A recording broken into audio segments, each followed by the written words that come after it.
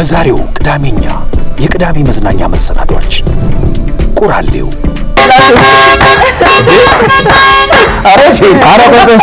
የአፍሪካ ኩራት የሆነው የኢትዮጵያ አየር መንገድ አየር ማረፊያውን ዓለም አቀፍ ደረጃውን አስጠብቆ ተሰርቶ 60 ሚሊዮን ሰዎች ማጓጓዝን ይጀምራል። ወጌሻ ከውጭ የመጡ ሰዎች ናቸው። አጋጣሚ ክስተት ሚዜው ታመመ።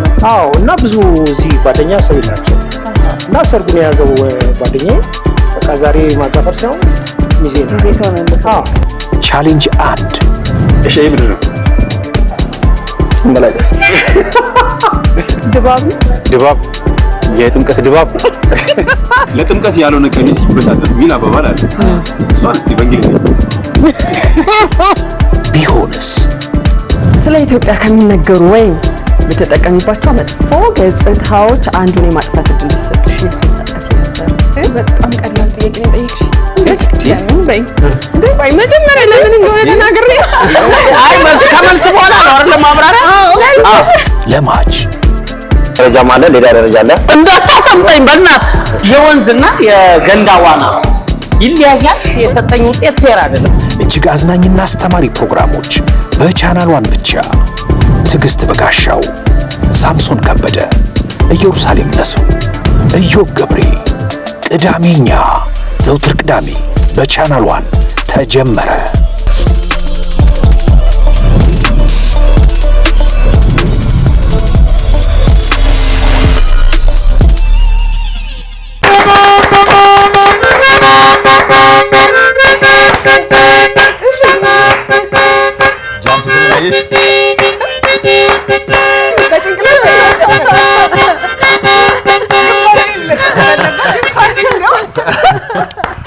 ሳንቲም አልቀረም እንዴ? ኪሱን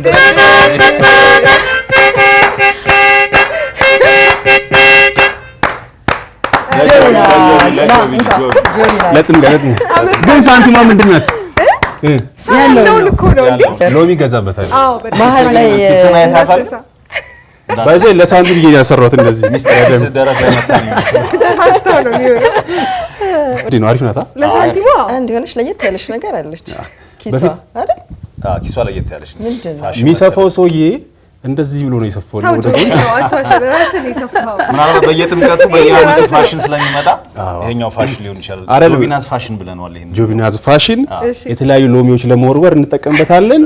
እንደዚህ ሎሚውን ለመያዝ ራሱ ይችላል መሰለኝ። ለዛ ነው መሰለኝ ለሎሚው እንዲቀለኝ ብዬ ነው። ኦኬ ያምራል። ሰላም ሰላም ቤተሰቦቻችን፣ እንኳን ለከተራና ለጥምቀት በዓል አደረሳችሁ። የከተራ በዓል ዋዜማ ላይ ቻናል ዋን ቤተሰቦች ቅዳሜኛን የመሰሉ ጥምቀትን የመሰሉ ደመቅ ያሉ ፕሮግራሞች ይዘን መተናል። ፏ ብለን መተናል ወደ እናንተ። ቅዳሜኛ ማለት ነው። ሁሉ ፕሮግራሞቻችን ከጥምቀት ጋር የተያያዙ ሞቅ ያሉ ጨዋታ ላይ ትኩረት ያደረጉ ፕሮግራሞች ናቸው የሚሆኑት። ቅዳሜኛ ተጀምሯል። ጆቢናዝ እና አርሞኒካ ዛሬ በዚሁ ድምቀት ነው አብረን የምንቆየው። አርሞኒካ ግን ሲነሳ መሀል ላይ ብዙ ጊዜ ጃን ሜዳ ላይ ወጣቶችና ታዳጊ ሴቶች ያላቸውን ዳንስ በጣም ነው የምገረምበት አይደል? ተዘጋጅተው ነው የሚወጡት ወይስ ምንድነው? ታለንትድ የሆኑ ሰዎች አሉ። ለዚህ ለአርሞኒካው ራሱ ታለንትድ ይሆናሉ። ጥምቀቱን ጠብቀው ደግሞ ለየት ያሉ ዳንሶችን ኮሪዮግራፊ ተዘጋጅተው ያቺ ሎሚ ቢወረወር እሱን እኮ እሱ ተጫውተኛል። እስቲ ልትፈታተን አይ በጣም ባህላዊ ነገር በዚህ ሸሪያል ብዙ ባህላዊ ነገር በሚታይበት ስነ ስርዓት ከድሮ ጀምሮ እኮ ነው የምለው። መሀል ላይ ገባ የሚሉ ደፋር ያኔ ምንድነው የሚባለው አይናውጣዎች ናቸው ይባል ነበር አይደል? አይ አጨብጭብ ያለው ጨርቆስ ልጅ ነሽ። ደማቅ ጭፈር ያለው ደግሞ ጨርቆስ እንዴ አለ። ጨርቆስ ልጆች በሞተርና በአርሞኒካ በጣም የታወቁ ናቸው ለጥምቀት። ከኋላ በደንብ ይዘው ነው ማርገጃ የሚባል ቦታ አለ እና ከተራ ማታና የጥምቀት የራሱ የዕለት ሁለት ማታ ልክ እንደናንተ አይነት ልብስ የለበሱ ሰዎች አቤት ትዝታ ይንቀሰቀሳችሁ። ብራንድ ኪስ ነው ይሄ። በጣም ይገርማል። የማይታይ ስነ ስርዓት የለም። የኢትዮጵያ ብሔር ብሔረሰቦች ጭፈራ፣ ሙዚቃ፣ ስታይል ሰዎች ደፋር የሚሆኑት የጥምቀት ቀን ነው እንድል የሚያደርገኝ ነገር ዳንሱ፣ ይሄ ነፃነት የመፈለግ በደንብ ኢንጆይ አድርጎ የመግባት ነገር የሁላችንም የልጅነት ትዝታ ነው። አሁንም የቀጠለ እኮ ቤት ውስጥ አይናፋር የተባለችው ልጅ እዛ ጋር መደንሰው ጭፈራ ኮምፕሊትሊ አይገናኝም። እንዴ ማዘር እናቷ እያየቻት ምናምን የኔ ልጅ ነሽ ሌላ ልጅ ነሽ። ቆይ ቤት እናወራለን፣ ስለዚህ ጉዳይ ቤት እናወራለን። የማይሸጥ ነገር የለም የጥምቀት በዓል ላይ እንደምታውቁት። ፕሪም ወቅቱ ይደርሳል፣ ሎሚ ይመጣል፣ ሸንኮራው፣ ከረሜላዎች ነበር። ዱላ ከረሜላ፣ ደስታ ከረሜላ የሚባል ነበር። አይ ቲንክ የጆቢ ኪስ ግን ጦር ማስቲካ ለበጣም ይመስለኝ። እኔ የጦር ማስቲካ ጊዜ ጦር ማስቲካ አለ አለ አይመስለኝም። ገብተሽ ታውቂያለሽ? ጥምቀት በዓል ሜዳ ገብተሽ ታውቂያለሽ? ጸጉራችንን ተተኩሰን ሴቶቹ ተተኩሰው ሰው ጨምረው ወደታች ስትሬት የሚባሉን ተተኩሰው ጥፍራቸውን ተቀብተው የአገር ባህል ልብሳቸውን ለብሰው ደመቀበሽ ካለ ለጥምቀት ያልሆነ የተባለው ታዲያ ለዛ አይደለ እንዴ? እኛስ እንዴት ነን? በጣም ለጥምቀት ያልሆነ ቀሚስ እኛስ እንዴት ነን? ከኪሱ ግን እንዴት ነን? ከኪሱ አለ። ለማንኛውም በልተውናል። በርግጥ እነሱ ለበቀው መጥተዋል። በዓሉም የነሱ ነው። ባይዘው ለጥምቀት ያልሆነ ቀሚስ የተባለው ለዛ ነው ለነሱ። ስለለባበስ ግን በዚህ ጥምቀት ብለን እናስባለን። እንግዲህ ብዙ ሎሚዎች እንግዲህ ይወረወራሉ። በግራ ቀኝ በኩል አንዱ እያመራ ይገኛል። በአሁኑ ሰዓት ኒጀሪ ላይ ሊወረውርባት ይገኛል። ወይ ሎሚውን ትቀበላለች ወይ ሎሚ ንግድ ትጀምራለች። በጣም ብዙ ይወረወራል ብለን እንጠብቃለን። ብዙ እናያለን። ስለለባበስ አይደለ በደንብ ያወራ ነው መግቢያችን ላይ። አለባበስና ጥምቀትን መቼም ብዙ ሰው በደንብ ያገናኘዋል። ስለለባበስ ስናነሳ ግን ስቱዲዮ ከመግባታችን በፊት ከሳሚ ጋር አንድ ነገር አወራን። አቤት ያ የምወደው ትዕይንት በየሰፈሩ በየአደባባዩ ሊመጣ ነው ማለት ነው አልኩት። ሳሚ ይሄ የሚፓወዘው ነገር አለ የባህል ተከራካሪ አይነት ነገር ሲያደርገው ይሄንማ ቀዳሚኛ ላይ በደንብ አውርተን ቤተሰቦቻችንም ሀሳብ እንዲሰጡበት እፈልጋለሁ አልኩት። ይፈርዳል ማለት ትጂ ያነሳችሁ ሀሳብ በዓል ሲመጣ ሁሌ በተለይ ጥምቀት በዓል ሲመጣ የምናያቸው አለባበሶች አሉ።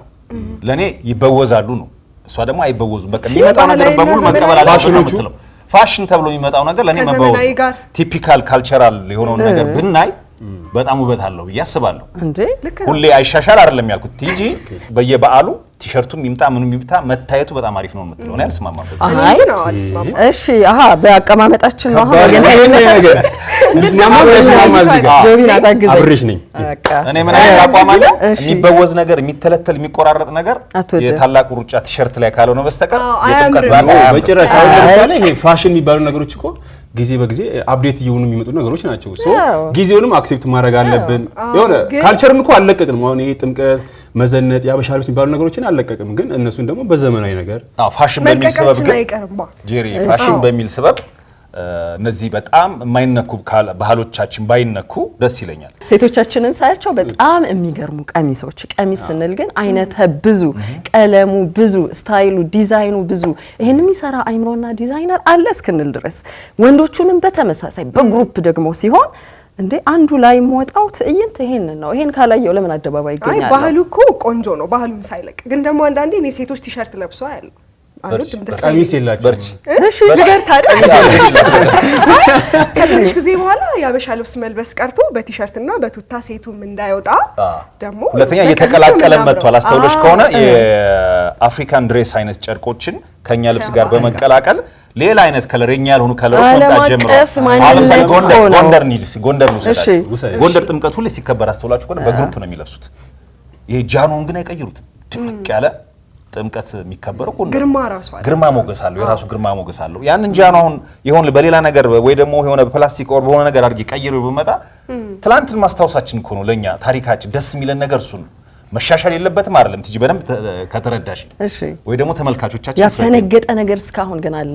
ጥምቀት በዓል ላይ በርቱ የምንልበትና ወጣቱ መዟዟሩ ነው እንዲህ ነው መልበስ ያለባቸው የሚል ነው። እሺ ያፈነገጠ ነገር አለው ብዬ አዎ ብለሽ ልታስበይ ነው አይደል? ያው ማፈንገጥ ምናምን ውስጥ አልገባም፣ ግን አይመቸኝም። በቃ እንዲህ ወገብህን ታጥቀህ እንድትከራከር ያደረገህ ነገር ብዬ እኮ መቀላቀሉን አልወደውም። ሴቶቹ ከነ ግርማቸው ከነ ልብስ የድሮ እናቶቻችን ቀሚስ አላለ የሚያምረው የጎንደር ቀሚስ እሺ አሁን ለምሳሌ የኔ ኪሲ አንተ እኮ እዚህ ማሳያ እኮ ነው ሳሚ እኮ ስታይል ነው። እኔ አንድ የሚረብሽ ነገር የለውም። ባይዜ ይሄ ልብስ እኮ የኢትዮጵያ ልብስ አይደለም። ይሄ ልብስ አይደለም የሚረብሸው ሐሳብ ሳሚ ይሄ ልብስ የኢትዮጵያ ልብስ ነው። ጨርቆ የተመረተበት ነው የምጠይቀኝ? አዎ የኢትዮጵያ ልብስ አይደለም። እንኳን እሱ ይሄ የሀገር ባህል ልብስ ከነ ህንድና ኢንዶኔዥያ ማሌዥያ የሚመጣው አይደለም። አሰራሩ ስታይል ነው የምትለኝ አይደለም? አይደለም ማቴሪያሉ ነው ነጭነቱ ፒዩሪቲ የሚለው ነገር አለ አይደል? ነጭ ስንለብስ ኢትዮጵያኖች አሁን ባለፈው የገና በዓል የአላፋት ዝማሬን አይታችሁት ከሆነ ነጭ መለበሱ የሚሰጠው ትርጉም አለ። አባቶቻችን ድሃ መሆኑ ሀብታም ነጭ ነው። አይ መልከ ብዙ ናት ኢትዮጵያ። ይኸውልህ ኢትዮጵያ መልከ ብዙ ናት። አሁን ይሄንን በጣም በትልቁ እናወራበት ምንል ማህደራችን ግን አብዛኛው በመደባቸው ነጭ ነው። መልከ ብዙ ነው ስንል ደቡብን ዝም ብለህ አስበው፣ ሰሜንን ዝም ብለህ አስበው፣ ምስራቅን፣ ምዕራብን የቀለሙ ውህድ ይሄ ህብረ ብሔራዊ ስንል እኮ ዝም ብሎ አይደለም። በነገራችን ያው ቲጂ በዚህ ጉዳይ መከራከርና ቲጂን ማሳመን በጣም ከባድ ነው። ለማንኛውም ግን ኧረ ተው አይ ስብጥርን በጣም እንቀበል፣ ዳይቨርሲቲና አፕሪሺየት እመኑኝ እዚህ ጋር ልላችሁም ግን ስብጥርን በጣም እንውደድ። ዓለም አቀፍ የሚያምሩ ነገሮችን መፍጠር ከቻለን ዓለም አቀፍ ትኩረትን መሳብም ጭምር ነው። ብዙ ቱሪስቶች ይመጣሉ በነገራችን ላይ ኢትዮጵያን ይሄንን ሰሞን አስታከው። ግን እኔ እስካሁን ባየሁት መንገድ ከህፃናት ልጆች፣ ጥንዶች፣ ባልና ሚስቶች፣ የሰፈር አብሮ አደጎች አምሮባቸው ወይ እነሱን ለማየት ነው ረጅም ጊዜ የምሰጠው። ስለዚህ ይሄንን ርዕሰ ጉዳይ በልዩነት እንለፈው። ለሚቀጥለው ዓመት በሰላም ያደርሰንና አሸንፈናል። እኛም ተመልካቾቻችን የቻናሏን ቤተሰቦች ዳኝነት ይሰጣሉ። ምንም ጥያቄ የለውም። የኛ አይነት አቋም ያላቸው ሰዎች ይኖራሉ፣ ነቲጂን የሚደግፉ ይኖራሉ። ጥያቄው ግን በድጋሚ እንኳን ለጥምቀት በዓል አደረሳችሁ። ተመልሰናል። የቻናሏን ቤተሰቦች ጥምቀት ካተራ ዋዜማ ላይ ቅዳሜኛ ነው ወደ እናንተ እየደረሰ ያለው። ቲጂ ወደ ቢሾፍቱ ይዘሽ ልትሄጂ ነው። በአውሮፕላን፣ በመኪና፣ በእግር እንሂድ ብትል ራሱ የሚያመቸው 38 ኪሎ ሜትር ነው ርቀቱና ብዙዎቻችን ወደ ቢሾፍቱ ጎራ የምንለው ለምንድን ነው? ለመዝናናት ሪዞርቶቿ ይሄ መሬት አቀማመጡ በብዙ መንገድ ብዙ ሰዎች ለመዝናናት የሚመርጧት የቅርብ ከተማ ናት። አሁን ግን የአፍሪካ ኩራት የሆነው የኢትዮጵያ አየር መንገድ አየር ማረፊያውን ዓለም አቀፍ ደረጃውን አስጠብቆ ተሰርቶ የመጀመሪያው ፌዝ ወይም ደግሞ የመጀመሪያው ግንባታ ማጠናቀቂያ በ2030 ሆኖ 60 ሚሊዮን ሰዎች ማጓጓዝን ይጀምራል። ዓለም ትኩረቱን አድርጓል። የተለያዩ ዓለም አቀፍ መገናኛ ብዙሃን ብዙ ጽፈዋል። ከጻፉት ነገር ጀርባ ያለው ነገር ግን የኔን ትኩረት ስቧል። በግል ያላቀም እናንተ ጋር ያለውን ነገር ይሄ በመሆኑ ግን ኮንግራንድ በጣም ደስ የሚል የኢትዮጵያ አየር መንገድ ኩራታችን ለሆነው የኢትዮጵያ አየር መንገድ ኩራትነቱን እየጨመረ እዚህ ደረጃ ላይ ደርሷል። አዲሱ ኤርፖርታችን ኦልሬዲ ክቡር ጠቅላይ ሚኒስትር አብይ አህመድ ላውንች አድርገውታል። ከዚህ በኋላ ምን ሰማቸው ከቲጂ ምን ሰማቸው ኢንፎርሜሽኖች ደግሞ ጓጉት።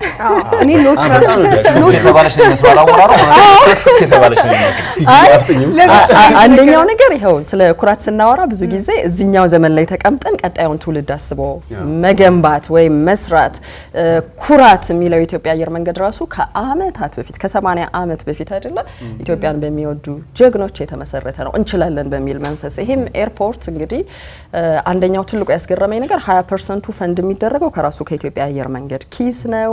የተቀረው 80% ግን ከአፍሪካ ልማት ባንክ ነው። አፍሪካውያን የሚኮሩበት አየር መንገድ ነው አይደል? አፍሪካውያን የተገነባ በአፍሪካውያን አየር መንገድ የሚገነባ ነው ብቻ ሳይሆን የአፍሪካውያኖች ኩራት መሆኑን የምታየው አሁን በነገረችን። የአፍሪካ ልማት ባንክ ይህንን ፕሮጀክት መደገፉ የሚያሳየው አፍሪካውያን ለአፍሪካውያን እየቆሙ እንደሆነ ነው። ብዙ ጊዜ የብድር ጉዳይ ሲመጣ በጣም ብዙ ተሻግረን ሩቅ ቦታ አይደለም ምንን የምናመጣው ነው።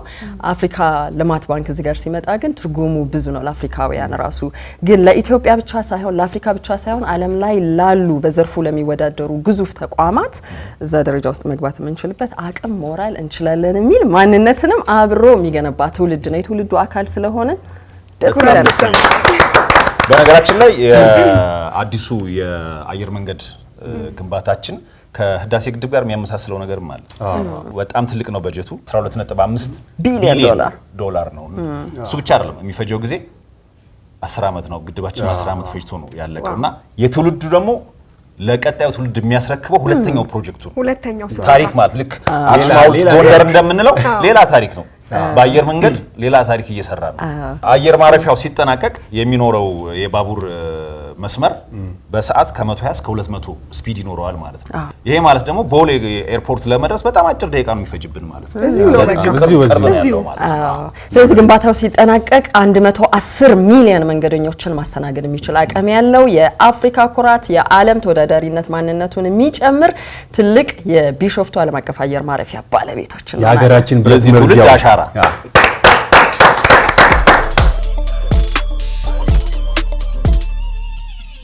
ተመልሰናል። የቻናሏን ቤተሰቦች ቁራሌውን ነው እየተከታተላችሁ ያላችሁት። ወደ ቀጣይ ርዕሰ ጉዳያችን ስንገባ እሺ አሁን ደግሞ በመቀጠል ስለ ፈንጠዚያ ነው የምነግራችሁ። እንዴት ነው ድንገተኛ ፈንጠዚያ? ሰርፕራይዝ አይደለም፣ ሰርፕራይዝ ተከፋፈለ እንዴ ዛሬ? አሁን ፈንጠዚያና ድንገተኛ ፈንጠዚያ፣ አጉል ፈንጠዚያም አለ። ቲጂ እንዳለችው የጅል ፈንጠዚያ እኔ ነኝ ያልኩት እሱ። የቱ ነው ግን? የጅል ፈንጠዚያ መስሎኝ ነው። እስቲ ምን እንደምታወራው አይ ቲንክ መረጃ አምልጧል። ሶሻል ሚዲያ ላይ ከሰሞኑ ካየናቸው ርዕሰ ጉዳዮች አንዱን ለቻናል ዋን ቤተሰቦች እናምጣው ብለን ነው። ከሰሞኑ ፈንጠዚያ አይነት ነው። እስቲ የሆነ ፈንጠዚያ አለ አጉል በሚል እናስቀምጠው። አጉል ፈንጠዚያ ወይንም ደግሞ የሞኝ ፈንጠዚያ እንበለው። የሞኝ ይሻላል። የጅል ማለት ብዙዎቻችን ያው እንደሚታወቀው ነዳጅ ለመቅዳት ረጅም ሰዓት ሰልፍ እንሰልፋለን እና ምንድነው ያየነው ነዳጅ እንደ ሻምፓኝ ሲደፋ ሰሞኑን በጣም ብዙ ነገር ሶሻል ሚዲያ ላይ ያየን ያለ ነው ብዬ ሁሉ ተከራከርኩ እኮ ነው ከሰዎች ጋር። እኔ ደግሞ ኢትዮጵያ ውስጥ አልመሰለኝም። በጣም ኤአይ ነው እንዴ? አረ እነ ካታር እነ ዱባይ ሁሉ ያደረጉት አድርገው ታቁም። ነዳጅ ያላቸው ሀገሮች እንኳን ይሄን ነገር አድርገው ታቁም። ይሄን ነገር ቢያደርጉት ራሱ በህልማቸው ነው ብንን ሲሉ ይሄ አላርኩም እንዴ?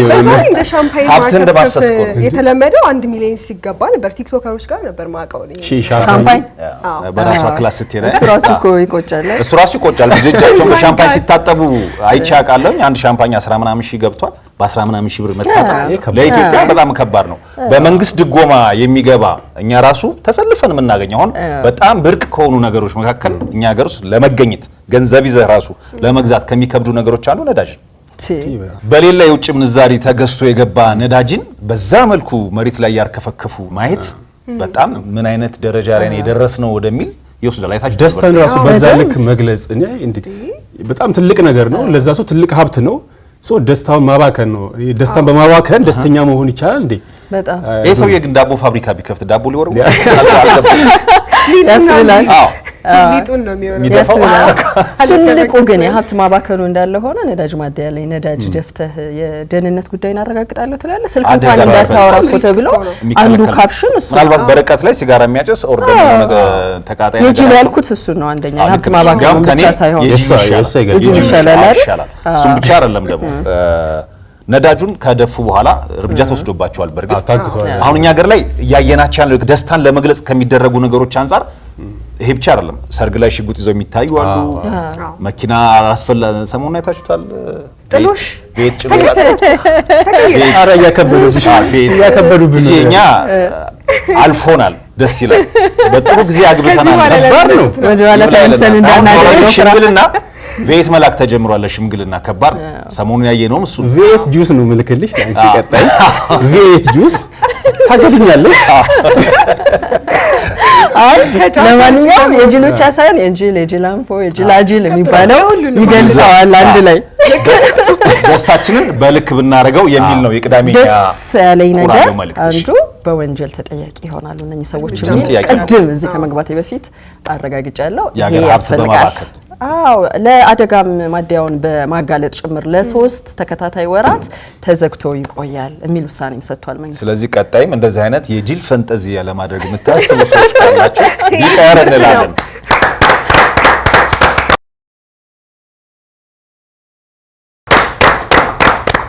እሺ አሁን ግን እኔ ጋር ያለውን መረጃ በነፃ አልሰጣችሁም። ያስከፍላል። እንዴት ከኛ ያወራ ነው ዋጋ ነገር አይ ለሚኖሩ የሰጠሽኝ ሳንታ ያለ ቆይ አልፈልግም። አይ ስለማይሆን የተሰጠ ገንዘብ አይመለስም። ጆቢ የአንድ ብር ለኔ የአንድ ብር ለሳሚ እሺ እኔስ አለቀ። በገንዘብ የአንድ ብር ለቲጂ እንዴ ለኔ ሰጠኝ ከኛና ሰጣለ እሺ ሳንቲም አልጠፋችሁባችሁ? በዛው የሳንቲም በጣም አይለማ አታረሳሱኛው ጀሪኬት ነው ያገኘሽ። ጀሪ ምንድነው መረጃሽ? አሁን ወደ መረጃ ይልቅማሽ። ጥር ወር በጣም ብዙ የኢንተርቴይንመንት ኢቨንቶች የሚካሄዱበት ወር ነው። ሰርጉም እንዳለ ሆኖ ዛሬ ግን የምነግራችሁ ሳምንት ውስጥ ሲከናወኑ ስለነበሩ ትልልቅ የፊልም ምርቃቶች፣ ኮንሰርቶች እንዲሁም ደግሞ ዛሬ ዋናው ቅዳሜ ምሽት የሚካሄድ አንድ ትልቅ ኮንሰርት አለ። ከየቱ ልጀምር? አሁን ከኮንሰርቱ ዛሬ ከዛሬ የአንድ ብር ነገር የአንድ ብር ለሳሚ የአንድ ብር እኔ የለኝ ይሁን ለኔ አንድ ብር የዛሬ መድረክ እንግዲህ በጣም ትልልቅ የምንወዳቸውን አንጋፋ ሙዚቀኞች የሚያጣምር ትልቅ የሙዚቃ ድግስ ይዘጋጃል። ጀማው ይሰኛል። ይሄ ድግስ ጀማው ህብረት ጀማው የሆነ ዘመን ጀማዎች የሚያዘጋጁት ኢቨንት ነው። እዚህ ኢቨንት ላይ እነ ሃይሌ ሩትስ፣ እነ ጆኒ ራጋ፣ እነ ናቲማን፣ እነ ኤደን አይሸሹም ምን ውቅጡ የቀረ የለም። ስለዚህ እንደዚህ ነገሮች ሲሰባሰቡ በጣም አይከን የሆኑ ሰዎች ሲሰባሰቡ ዘማች ይባላል። አንዳንዴ የሆነ ዘማች ጀማው ማለት የሚዘምቱት ሳይሆን ዘማች ማች አድርገዋል። እሺ ቅኔ ከዘመኑ ጋር ይሄ ኢቨንት እንግዲህ በኤግዚቢሽን ማዕከል ነው የሚካሄደው። ዛሬ ምሽት ቀውጢ ነው የሚሆነው። ኤግዚቢሽን ማዕከል ወደ ድሮ ወደ 90ዎቹ ልትመለስ ነው ማለት ነው። አዎ አሁን ብዙ አማራጮች አሉ አይደል? ኮንሰርት ማድረጊያዎች፣ ግን ኤግዚቢሽን ማዕከል ቀድሞ ብዙ ሰዎች የሚሰባሰቡበት ነበረ። እሱን መምረጣቸው ራሱ ብዙ እነ ጆኒ እነ ልጅ ሚካኤል ምናምን የወጡበትም መድረክ ነው። ልጅ ማይክም አለ በዚሁ ልጅ ማይክም አለ። ልጅ ሚካኤል አይነት ባይነት ነው። ልጅ ማይክ ነው። ልጅ ማይክ አበላሽው መሰለኝ ሁኔ ትልቅ ኮንሰርት የሚሆን ይመስለኛል። ታዲያ እዚህ ሳምንት ላይ በጣም ሌሎች ትልልቅ ኢቨንቶችም ነበሩ። የፊልም ምርቃት ነበር። አቀንቃኙ የተሰኘ አዲስ ፊልም ሐሙስ በአዲሱ የህፃናትና ወጣቶች ቲያትር ፍላሚንጎ በሚገኘው ማለት ነው በድምቀት በቀይ ምንጣፍ ስነ ስርዓት ትልልቅ ባለሙያዎች በተገኙበት ተመርቋል። ሌላም ደግሞ ልክ እንደዚሁ በሀገር ፍቅር ቲያትር ታሪክ በጣም ብዙ ሰዎችን የያዘ በጣም ብዙ ሰዎች የሚሳተፉበት ትልቅ ቲያትር ይዘጋጃል። የመጨረሻው ፍርድ ይሰኛል። ቲያትር ነው። ይሄም ቲያትር እንደዚሁ ተመርቋል። እየሄዳችሁ ማየት ትችላላችሁ። ከዛ ደግሞ ምርቃቱ ላይ በጣም መነጋገሪያ የነበረው ጥላ የተሰኘው ፊልም ደግሞ ወደ ሲኒማ መጥቷል። ህዝቡ እየተመለከተ ጥላ ሰውየው አይደለም ጥላው ነው። ጥላም ፊልም ልክ እንደዚሁ በደንብ በበርካቶች ተወዶ እየታየ ነው የሚገኘው። ስለዚህ እየሄዳችሁ ሳምንቱን ሙሉ በጣም ትልልቅ ፊልሞችና ኮንሰርቶች ሲዘጋጁ ነበር። የትኞቹ እንደተሳተፋችሁ አላቅም፣ ነገር ግን ሲኒማዎቹ ላይ ሰልፎች እየበዙ ነው። እየሄዳችሁ ፊልሞቹን ተመልከቱ ለማለት ነው። ብዙ መዝናኛ ጄሪ ግን ሳምንቱ ሙሉ እየተሽከረከረ እናንተን ለማዝናናት ያልገባችበት ኮንሰርት አልቀራት፣ ቲያትር አልቀራት። ደስ የሚለው ግን ቲያትር እየተመለሰ ነው። ቀዝቀዝ ብሎ ነበር። አሁን ብዙ ቲያትሮች ወደ መድረክ እየመጡ ነው። በአንድ ሰው የሚሰሩ ቲያትሮችም አሉ። ብሔራዊ ቲያትርም ሀገር ፍቅርም ብዙ ቲያትሮች እየወጡ ነው ያሉት። ስለዚህ የቻናሏን ቤተሰቦች ቅዳሜና እሁድን ከቅዳሜ በኋላ ነው መሆን ያለበት። ከቡፌው ላይ አንዱ ቻናሏን ቅዳሜኛን አይተው ሲጨርሱ ቲያትር ማየት ይችላሉ። ሌላ ደግሞ እዚሁ ላይ ልጨምርላችሁ መቼስ ባይበቃም ባይበቃም የዳዊት መለሰ ምስጢር የተሰኘ አልበም እንግዲህ በቅርብ ወጥቶ ነበረ። የዚህ አልበም ሪሊዝ ኮንሰርት ደግሞ በሸራተን አዲስ ተካሂዷል። ትላንት ቻናሏን ብቸኛ የሚዲያ አጋር ነበረ። እንዳያችሁ ተስፋ አደርጋለሁ። ምንም ጥያቄ ነው። አስተውለህ ከሆነ ቻናሏን ሌጀንድ የሆኑ ሰዎች ኮንሰርታቸውም ላይ አልበም ሪሊዛቸውም ላይ ከጀርባ ነው። ከዚህ ቀደም ያስተራወቀ ብቸኛ የሚዲያ አጋር ይቀጥላል። አሁን ይቀጥላል። ሌጀንድ እየሆንን ሌጀንዶችን እየያዝን ወደፊት እንቀጥላለን። ወደፊት የቻናሏን ቤተሰቦች የሰብስክራይቧን ነገር ታረጋችሁልና ዘመቻውን አቀጣጥለን ምን ደረሰ? እንዴት እየሄደ ነው? ገብታችሁ ቀዩን ተጫናችኋት ወይ? ቻናሏን ኢትዮጵያ ቻናሏን ቲቪ ኢትዮጵያ የሚለው ላይ ገብተን ለጥምቀት 100,000 እንግባ ብለን ነበር። እየጨምረናል። አሁንም እየጨመርን ነው። ለውጦች አሉት። ይህንን ፕሮግራም በማየት ላይ የሚገኙ ሁሉም የቻናሏን ቤተሰቦች ስልካቸውን ከፈት አድርገው ሰብስክራይብ የምትሏን ቤተሰብ ሲሆኑ እኛንም ደገፍ ያደርጋሉ። የዚህ አይነት ደግሞ ካፎቱ ነው የሚባለው።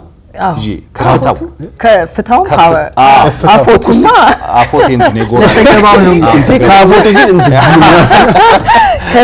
ከፍታው ትኩስ የሆኑ መረጃዎችን በየሳምንቱ ይዘን እንመጣለን። ምክንያቱም ፕሮግራሙ ምንድነው? ቅዳሜኛ ነው።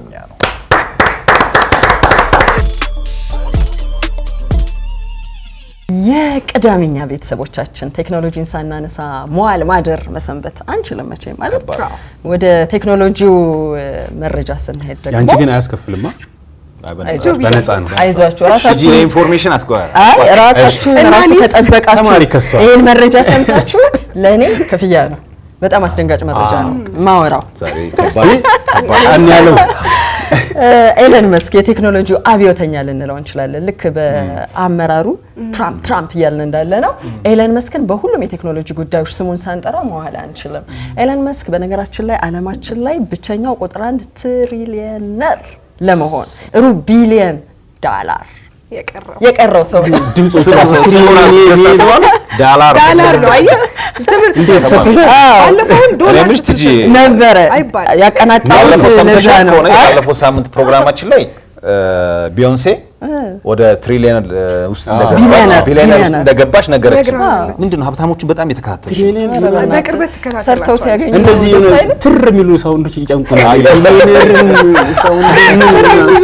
አንድ ብር 10 ብር ነገር ምንድነው መረጃሽ? ለማንኛውም ይሄ ሰው አዳዲስ ነገሮችን በመሞከርና ዓለምን በማነጋገር ነው ገንዘብ የሚሰራውና ስፔስ ኤክስ በጣም ትልቅ ምንለው ግዙፉ ካምፓኒ ባለቤት መስራች እንደሆነ እናውቃለን።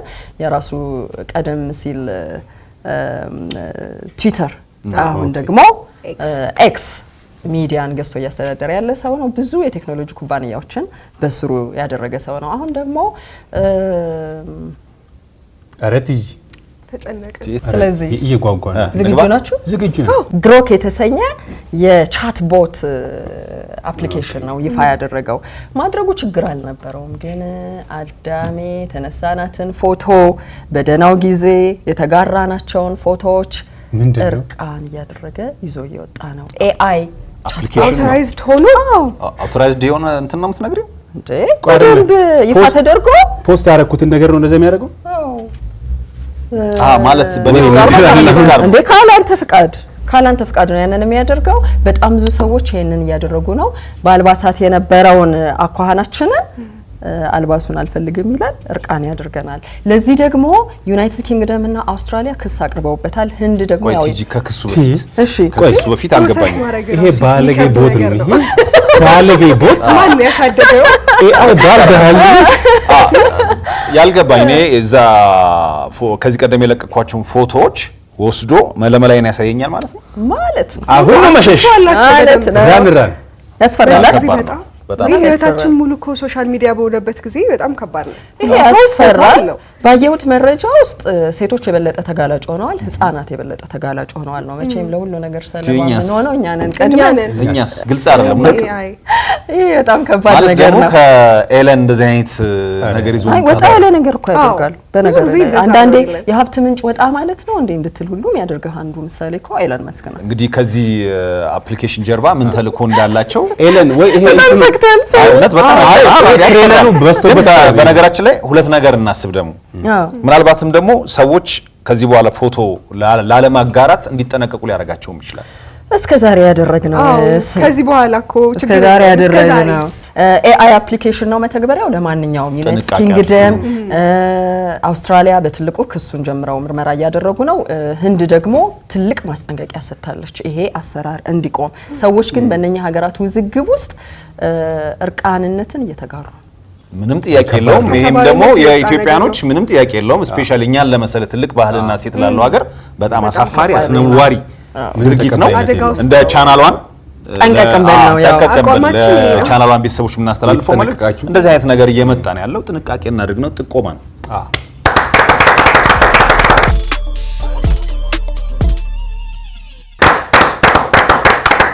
በከተራ ዋዜማ ቁራሌው ስትካተሉት የነበረውን ይመስል ነበር። ቅዳሜኛ ግን ይቀጥላል። ለቁራሌ ዛሬው እንደ ከፈተ ነው ሩጦ ወደዛ የሚለው ነገር ሰው በጣም ጃንሜዳ ምናቸው ጃንሜዳም በዚህ